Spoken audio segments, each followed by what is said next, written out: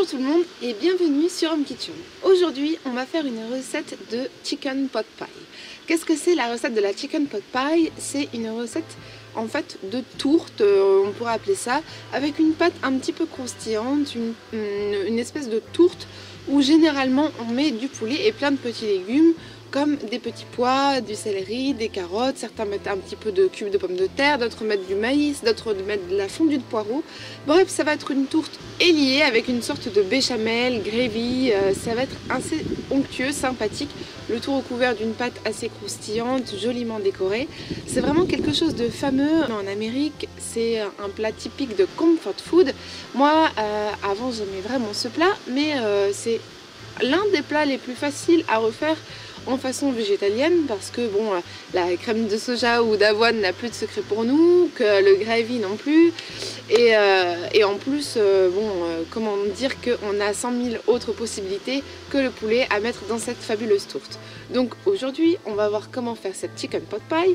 Vous pouvez la faire que avec des légumes, mais moi j'ai entrepris d'y mettre quelques protéines de soja déshydratées. Franchement c'est vraiment pas mal. Vous choisissez les petites ou bien vous pouvez prendre d'autres simili si vous voulez incorporer un simili, ce n'est qu'une option. En tout cas c'est une des façons assez sympathiques je trouve d'utiliser les PST. Parfois bon ça n'a pas trop de goût, puis quand on commence on sait pas trop comment réutiliser ce genre de choses à part le faire gonfler. Bon c'est un petit peu bizarroïde à première vue, mais dans cette tourte elle passe tout seul et alors c'est vraiment un délice. Aussi bien les petits que les grands vont l'apprécier. Tout de suite la liste des ingrédients.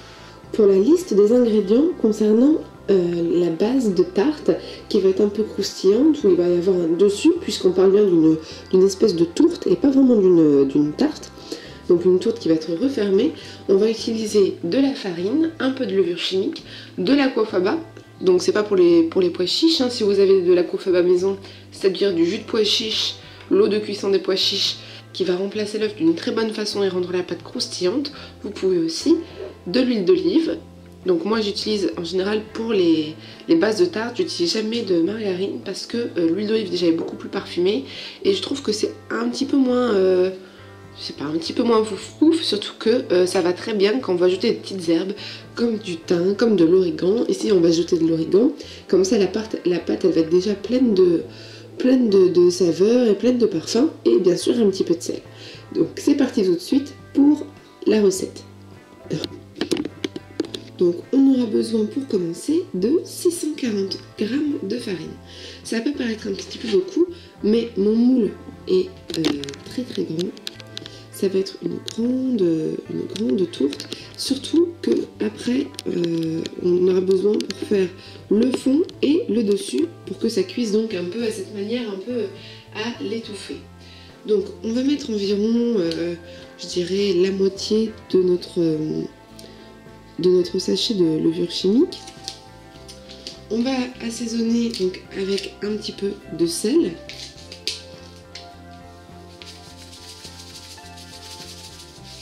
Hop là. Et on va ajouter un petit peu d'origan pour parfumer la pâte. Voilà.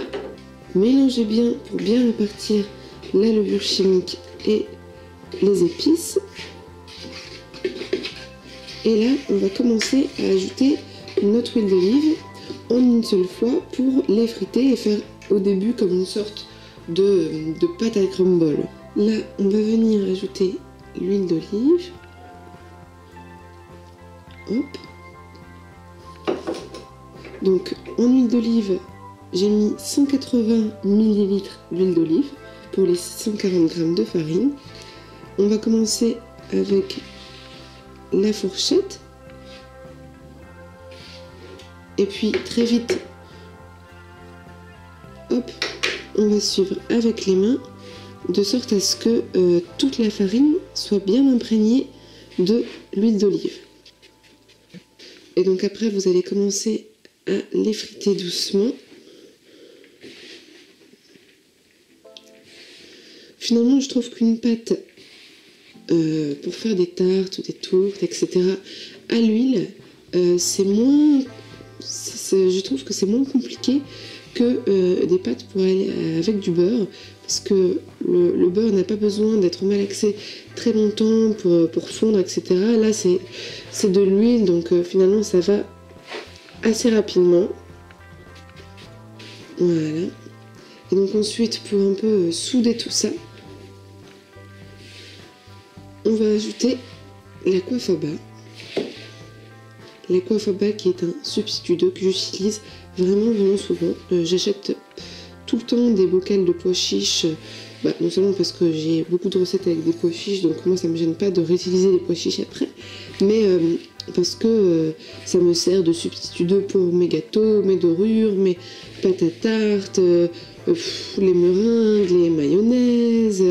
Vraiment, ça me sert pour tout, pour paner des choses, pour quand ça marche pas, certaines panures, etc. Avec la coiffe à bas, ça finit toujours par marcher. Donc là, on arrive à quelque chose de bien. Voilà. Ça sent bon l'huile d'olive et l'origan. Moi, j'aime beaucoup quand les pâtes, elles ont un bon parfum, parce qu'après, quand elles cuisent, c'est vraiment, ça a une très bonne odeur. Puis j'ajoute donc l'équivalent du jus d'une petite boîte de pois chiches classique. Ça fait à peu près 140 ml de jus de pois chiches. Hop là.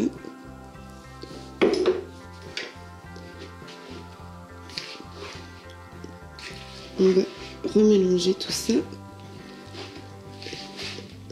Voilà. Et là, on repart avec les mains. Cependant, si vous voulez quand même absolument faire cette tarte et que là tout de suite vous ne trouvez pas de bocal de pois chiches dans votre placard, vous pouvez essayer de substituer avec de la crème de soja et un petit peu de citron par exemple. Ça va aussi avoir un rôle un petit peu de substitut d'eau. Donc là, hop, vous voyez, la pâte va se former. On va former une belle boule avant de mettre tout ça au frigo. Et ça sera parfait. Alors sachez aussi que la pâte comme ça, la pâte sablée qu'on utilise pour les tartes, il ne sert à rien vraiment de la pétrir. Ce n'est pas une pâte qu'on pétrit, comme une pâte à pain, etc. On forme la boule, on fait en sorte que ça soit une belle pâte, mais il ne faut pas trop la travailler ou la pétrir, ça ne sert à rien. Et en plus, cette pâte, elle est beaucoup mieux quand on ne la pétrit pas, quand on ne la travaille pas trop. Donc voilà notre beau pâton qui est prêt à se mettre dans le fond de tarte. On va simplement le filmer et le réserver. Il va être encore meilleur dans une demi-heure le temps qu'on prépare tout. Les arômes vont encore mieux se diffuser dans la pâte et la pâte va être encore plus malléable après qu'elle ait été un peu réservée. Donc hop, on la met de côté et on passe donc au filling de la tourte. Pour les ingrédients qui vont garnir cette fabuleuse tourte, moi j'ai choisi des petites protéines de soja, ni trop grosses ni trop petites, je dirais la taille moyenne, qui sont un fabuleux substitut pour plein de plats végétaliens que personnellement moi j'utilise assez régulièrement, qui peuvent me servir à différentes choses. Moi je vais en utiliser à peu près 100 grammes. On va avoir besoin forcément de sel, de poivre, un petit peu de muscade, un petit cube de bouillon de légumes pour faire gonfler les protéines de soja déshydratées. Et en légumes, là ça va être un peu ce que vous aimez, ce que vous préférez et ce que vous avez. En général, dans cette tourte au poulet américaine, on met des oignons, des carottes, du céleri, des petits pois, souvent des champignons. Moi j'ai un poireau aussi qui me reste à écouler, je vais le mettre dedans parce que je trouve que le poireau fondu comme ça dedans dans une farce c'est super bon. Et on va aussi avoir besoin d'une petite briquette de crème de soja pour que le tout soit creamy et moelleux à souhait. Donc voilà pour les ingrédients, rien de compliqué, petits pois surgelés, voilà. Dans une casserole d'eau bouillante, on va commencer par diluer notre petit bouillon.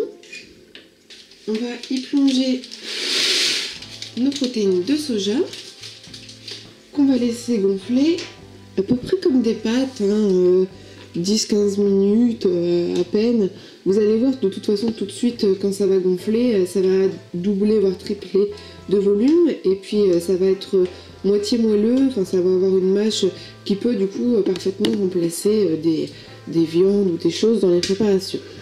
Alors, dans une casserole, on va commencer par les légumes qui mettent le plus longtemps à cuire. Donc on met un petit fond d'huile. Moi j'ai taillé 4 carottes en brunoise, donc épluchées et taillées en petits carrés pour que ce soit plus agréable en bouche. Voilà. Et on va commencer par faire cuire un petit peu les carottes. Pendant ce temps de même, on va tailler le céleri. J'ajoute ensuite 3 branches de céleri, puis mon blanc de poireau, mon oignon et quelques champignons.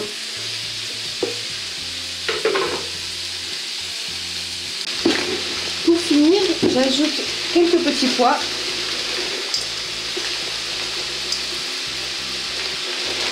Hop. Et niveau légumes, le tour est joué. Je prends ensuite mes protéines de soja que je vais venir incorporer au mélange de sorte à compléter la farce, ce qui viendra un peu mimer le poulet dans la tourte classique. Hop là.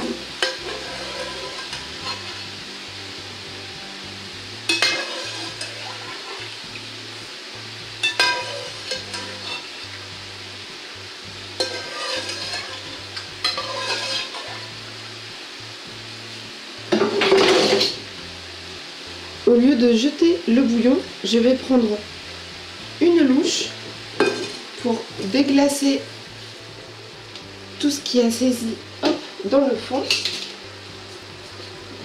Là, on va bien mélanger et le plus important, on va surtout assaisonner. Donc déjà la farce est très belle, ça sent très bon.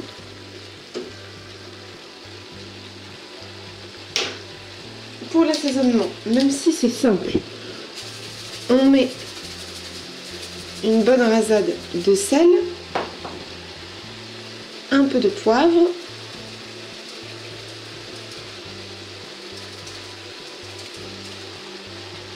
moi je mets un petit peu de muscade. Pour ceux qui sont adeptes de la levure maltée, moi je vais en mettre un petit peu, ça apporte un très bon petit goût. Hop.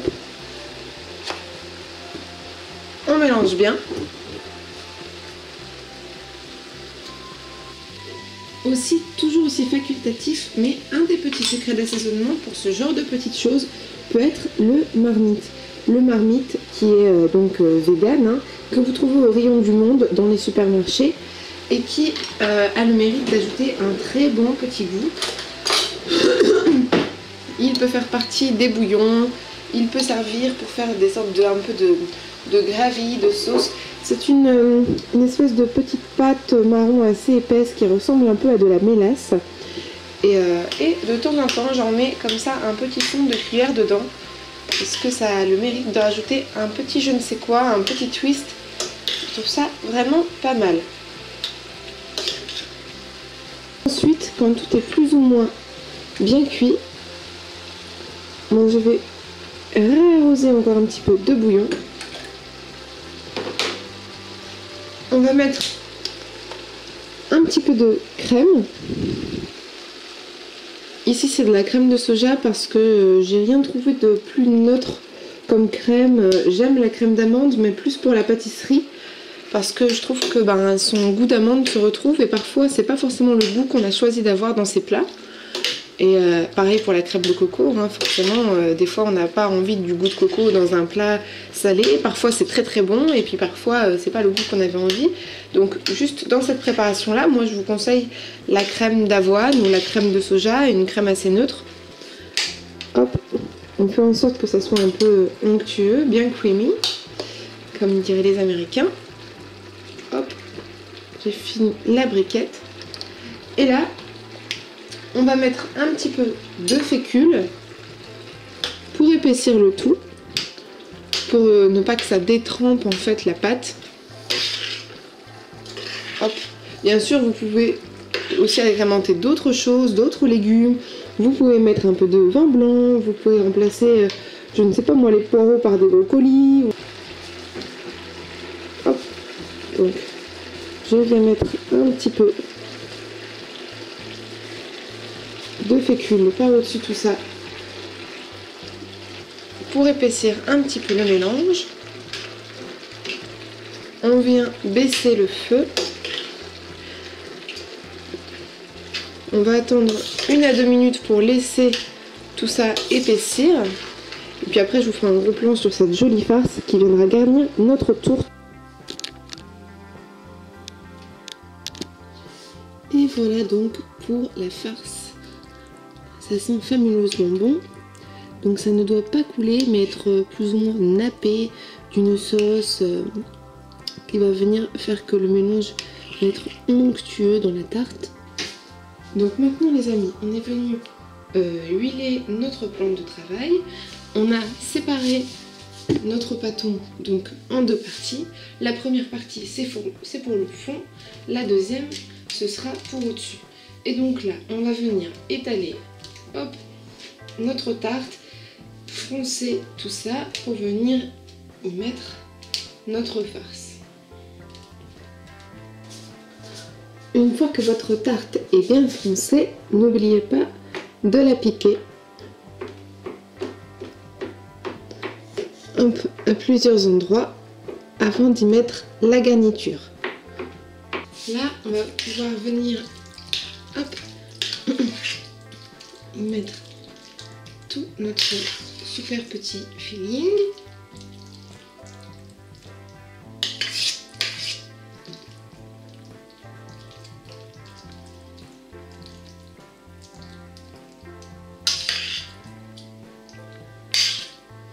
Ensuite, libre à vous de mettre des décors, etc.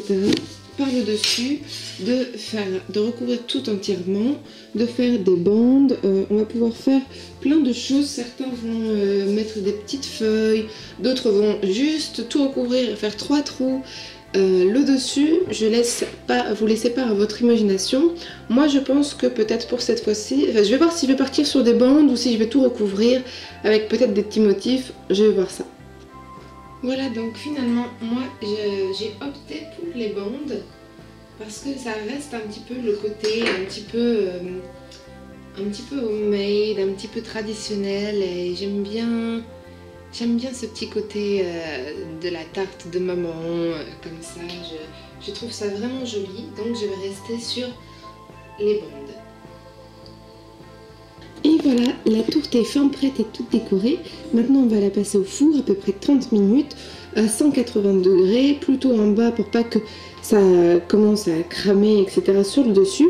On va laisser ça bien devenir croustillant et joli. Si vous voulez une dorure, vous pouvez faire au pinceau avec le reste d'aquafaba si il vous en reste quelques gouttes. Sinon, un petit peu de crème de soja dans du sirop d'agave, ça marche aussi à condition de ne pas mettre trop de sirop d'agave, sinon le sucre fera brûler le dessus. Donc c'est parti, on se retrouve après la cuisson. J'espère que ça vous a plu. Et voilà donc ce que ça donne quand c'est prêt. Alors vous voyez, moi j'ai choisi l'option de doré à l'aquafaba comme tout le temps. Et le résultat, c'est que ça donne vraiment quelque chose de bien doré et bien croustillant. Ça sent super bon et j'espère vraiment que ça va vous plaire parce que le résultat du goût est vraiment top.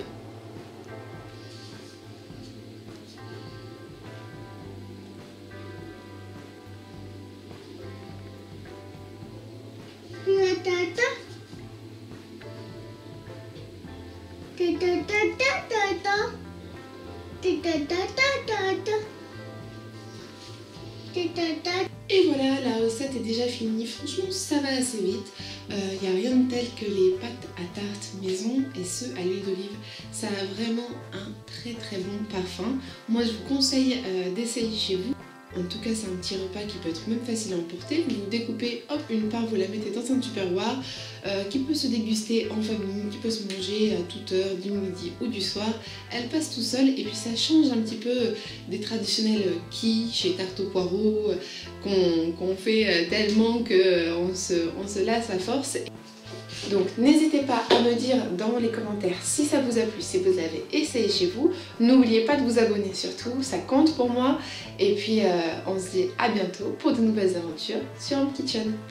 Salut!